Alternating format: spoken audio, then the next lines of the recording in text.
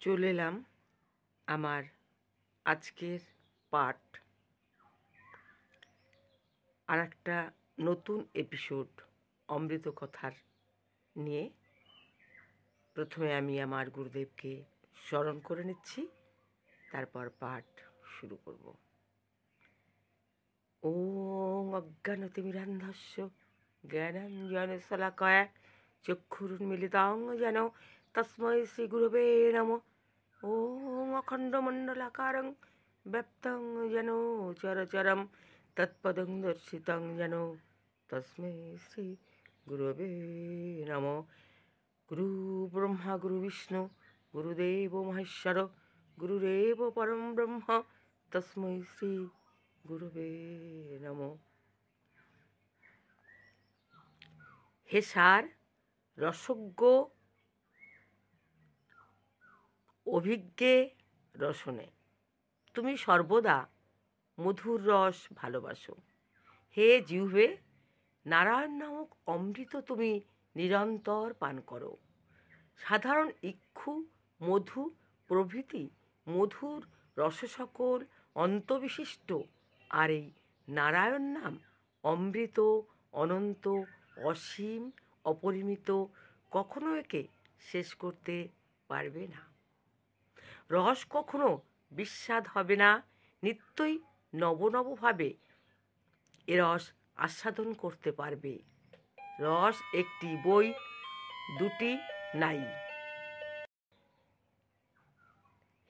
হে সার রস অভিজ্ঞে রসনে, তুমি সর্বদা মধুর রস ভালোবাসো।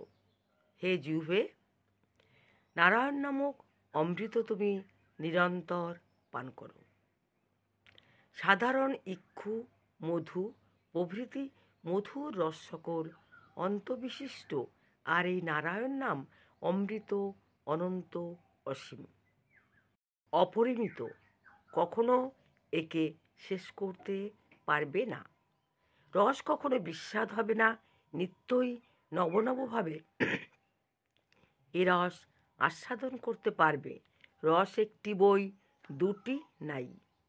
সেই রসতম পরম পুরুষই ভিন্ন ভিন্ন ইন্দ্রিয় দ্বারে পৃথক পৃথক রূপে প্রতিভাত হন।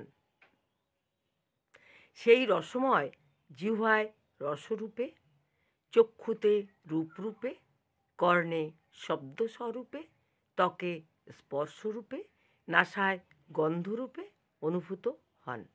এক সৎ চিৎ আনন্দময় অমিত রসময় পুরুষকে ইন্দ্রিয়গণ স্বতন্ত্র স্বতন্ত্রভাবে গ্রহণ করে। গ্রাহ্য বস্তু একটি বই, দুইটি নাই। নারায়ণ নাম জপ করতে করতে সমস্ত ইন্দ্রিয় দিয়ে সেই সচ্চিদানন্দময় পুরুষকে আস্বাদন করতে সমর্থ হবে।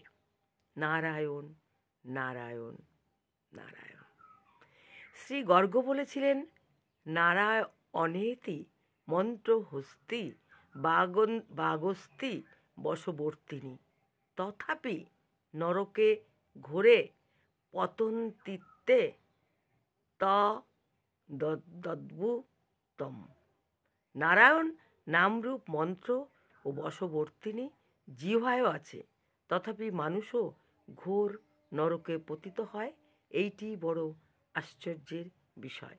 সত্যি এ খুবই আশ্চর্যের বিষয়। আমরা আনন্দের জন্য জ্ঞানোদয় হবার পর থেকে প্রাণপণে চেষ্টা করি, কিন্তু সে চেষ্টার ফলে পাই কি? দুঃখের পর দুঃখ, হাহাকারের উপর হাহাকার। এত সহজ সরল সুগম উপায় নারায়ণ নাম উচ্চারণ, তা করি না। কি হবে, কি হবে, কি গতি হবে? নারায়ণ বলো, শোনো, পরম গতি হবে। যে গতি যোগীগণেরও দুর্লভ, যে গতি জ্ঞানীগণ বহু জন্ম জন্মান্তরে কঠোর সাধনায় লাভ করেন। মাত্র অনুক্ষণ রসনায় নারায়ণ নামটি যত্ন করে ধরে রাখো, যেন কোনো রূপে জিহ্বা হতে সরে না যান। ব্যাস, তাহলেই চোখ বুজে ছুটলেও একবার শ্রী বৈকুণ্ঠ ধামে পৌঁছে যাবে। নারায়ণ নামটি যত্ন করে ধরে রাখো, যেন কোনোরূপে জিহ্বা হতে সরে না যান। তাহলেই চোখ বুজে ছুটলেও একবার শ্রী বৈকুণ্ঠ ধামে পৌঁছে যাবে। শঙ্খ চক্র গদা পদ্মধারী বিষ্ণু পার্ষদগণ তোমাকে বেষ্টন করে নাম শোনাতে শোনাতে শ্রী ভগবানের পাদমূলে উপস্থিত করবেনই করবেন। নারায়ণ নারায়ণ নারায়ণ। আচ্ছা, তুমি যে নবধা ভক্তির কথা বললে, তার মধ্যে যদি কেউ একটি মাত্র ধরে থাকেন, যেমন আমি কীর্তন ভালোবাসি, যদি কীর্তনটিকেই ধরে থাকি, তাহলে কৃপালাভ হয়? হ্যাঁ, হয় বই কি। শ্রী বিষ্ণু শ্রবণে পরীক্ষিত ভবদ বইয়া সখী কীর্তনে, প্রহ্লাদ স্মরণে, তদ্ঘ্রি ভজনে, লক্ষ্মী পৃথু পূজনে, অঙ্কুর স্বস্তি বন্দনে, কপি পতির দাস্যে চ সখ্যের্জুন, সর্ব সাত্য নিবেদনে, বলির ভৃত কৃষ্ণাপ্তি রেশাং পরম। রাজা পরীক্ষিতের শ্রী ভগবানের লীলা গুণাদি শ্রবণে, সুখদেবের কীর্তনে, প্রহ্লাদের স্মরণে, লক্ষ্মীর তার চরণ ভজনে, পৃথ্বীরাজের পূজায়, অক্ষুরের বন্দনে, হনুমানের দাস্যে, অর্জুনের সখ্যে ও বলির সর্বস্ব আত্মনিবেদনে ভগবৎ প্রাপ্তি হয়েছিল। একটি অবলম্বন করলেই অপরগুলি সত্যই আসে। ভক্তির আরও লক্ষণ আছে, অনেক অনেক।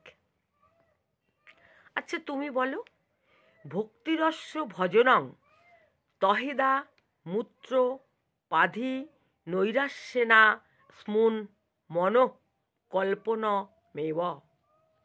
পরম পুরুষের উপাসনার নাম ভক্তি। ইহ ও পরলোক সম্বন্ধীয় সমস্ত ফল কামনা ত্যাগ করে শ্রী ভগবানের মনের যে আরোপ, দিবানিশি তাহার মনন চিন্তা, তার নাম ভক্তি। দিবানিশি তাহার মনন চিন্তা, তার নাম ভক্তি। ভজন শব্দের অর্থ কি? কোষ বলে উপাসনা, সেবা, পূজা কায় মনোবাক্যের দ্বারা সতত তার সমীপে থেকে সেবা পূজা করার নামই প্রকৃত ভক্তি।